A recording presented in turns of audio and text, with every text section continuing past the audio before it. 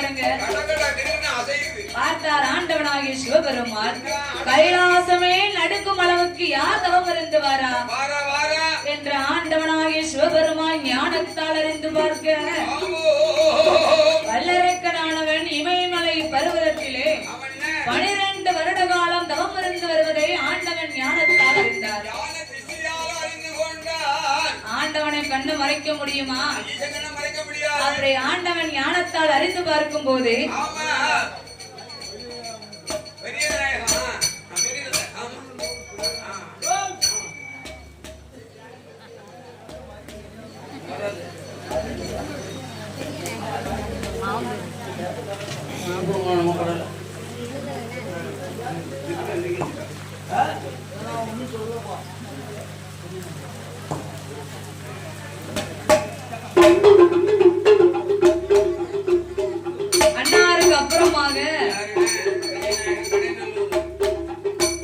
அன்னாருக்கு அப்புறமாக பாடும் நாவலுக்கு பரிசளிக்க வேண்டும் என்று மீண்டும் நாவலுக்கு பரிசத்துள்ள செல்ல ஸ்ரீமான்கள் கடைநல்லூரிலே வாசகம் செய்து வரக்கூடிய அன்பும் பாசத்திற்குரிய என் அருமை மாமா பெரிய நாயகம் அவர்களுடைய சார்பாக பாடும் நம் மருமகளுக்கு 50 ரூபாயை கொண்டு வந்து 50 லட்சமாகவே அள்ளி தந்துள்ளார்கள். அருமை மாமா பெரிய நாயகம் அவர்களுடைய சார்பாக 50 ரூபாயை கொண்டு வந்து 50 லட்சமாகவே அள்ளி தந்துள்ளார்கள். அவர்களுடைய வழிவெளி வம்சங்கள் எல்லாம் ஐயா வாழ வேண்டும், அவர்கள் வம்சம் என்றைக்கும் அவர்கள் 1 10 என்றும் உயர வேண்டும், செய்யும் நல்ல தொழில்கள் என்றும் சிறப்பு வெற்றி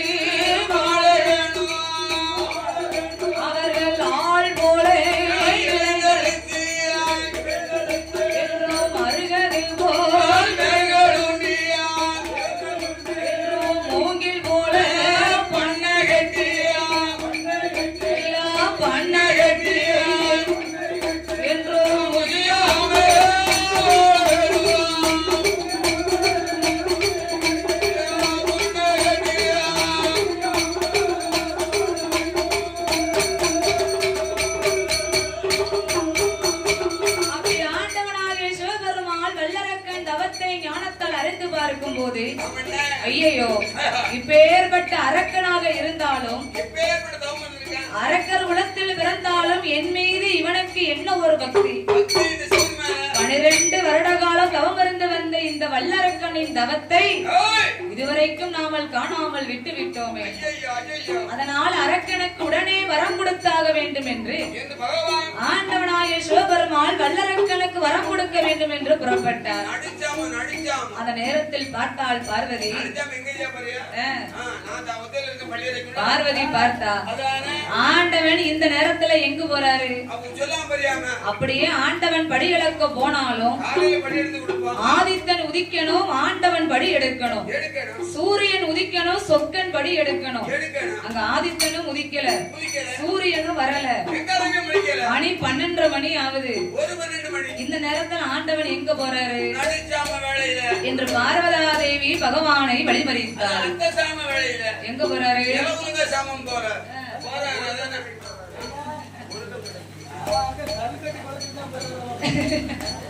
போவாரு காலையில 5 மணிக்கு போவாரு.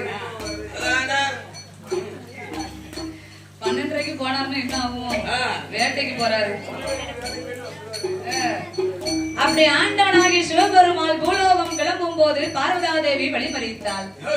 ஆண்டவா, இந்த நேரத்துல நீங்க எங்க போறீங்க? மணி என்ன ஆகுது?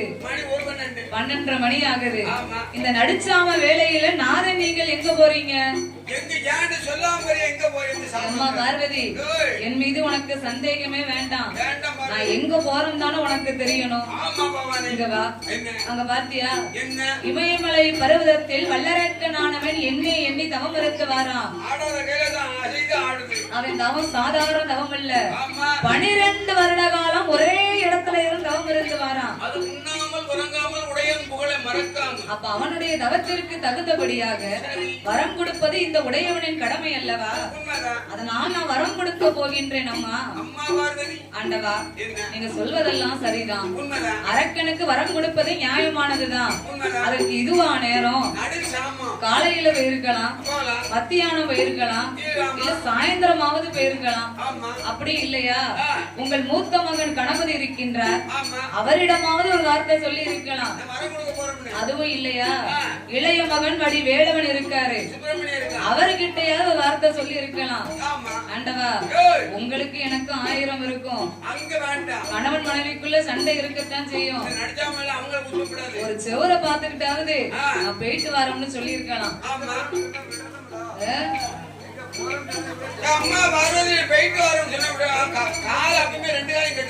ஆனா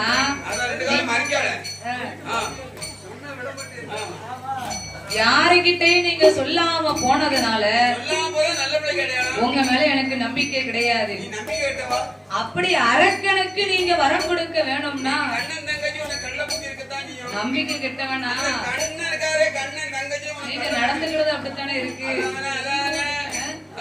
நியாயமா இருந்தா நம்புவாங்க, நியாயம் தவறு இருந்தா யாரு நம்புவா?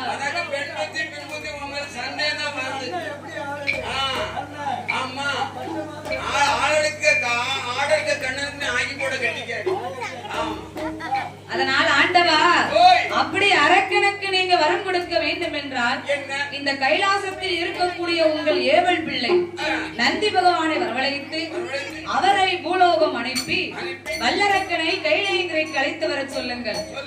வல்லரக்கனும் கைலாசம் வந்தது மாதிரி ஆச்சு, நீங்களும் வரம் கொடுத்தது மாதிரி ஆச்சு என்று பார்வதா தேவி பகவானை அழைத்து சொன்ன போது ஆண்டவனாகிய சிவபெருமாள் அப்படியே ஆகட்டும் என்று நந்தி தேவனை ஆண்டவன் அழைக்கும் போது ஆண்டவன் கூப்பிடும் குரலோசையை காதிலே கேட்டு நந்தி தேவன் வேகமாக ஓடோடி வருகின்றார். அப்படியே ஆண்டவன் முன்னாலே அடிபணிந்து நமஸ்கரித்தார். ஆண்டவா, பரமேஸ்வரா, என்னை அழைத்த விவரம் என்ன? எப்பா நந்தி தேவா, இன்னைக்கு எனக்கு நீ ஒரு உபகாரம் செய்யணும். உடனே நீ பூலோகம் சென்று இமயமலை பர்வதத்தில் வல்லரக்கனானவன் தவம் இருந்து வாரான், அவனை சென்று நீ கைலாயத்திற்கு அழைத்து வர வேண்டும். ஆண்டவா, நீங்க சொல்வதெல்லாம் சரிதான். நானோ கைலாச பிறவி, அரக்கனோ பூலோக பிறவி. அப்புறம் எப்படி வரணும்?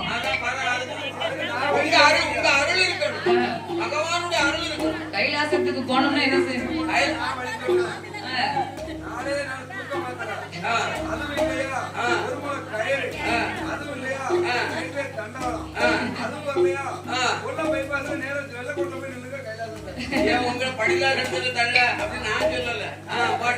இவர் பேச்ச கேட்டோன்னு வைங்க, வீடு நல்ல ஒரு இவர் பேச்ச கேட்ட கைதை போட்டு தொங்கிடும்.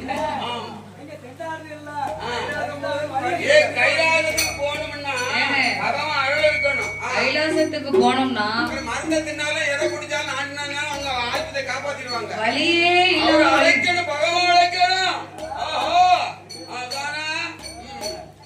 பகவான் அழைக்கிறதுக்கு முன்னப்பட்டு எங்க துள்ளிக்கிட்டு இருக்கீங்களே. ஆண்டவா, நானும் கைலாச பிறவி, கைலாசத்துல இருந்து நான் பூலோகம் போயிருவேன், பூலோகத்துல இருந்து பறந்து இங்க வந்துருவேன். ஆனா அரக்கன் என் கூட எப்படி வர முடியும்? எப்ப நந்தி தேவா, நீ அதற்கெல்லாம் அஞ்ச வேண்டாம், அலைய வேண்டாம். இதோ இந்த 2 குளிகையை வாங்கிக்கோ. குளிகை குளிக்கையெல்லாம் இப்ப யார் வீட்டுல இருக்கு? அதெல்லாம் மலையேறி போச்சு. இப்ப யார் வீட்லயும் குளிக்கையே கிடையாது.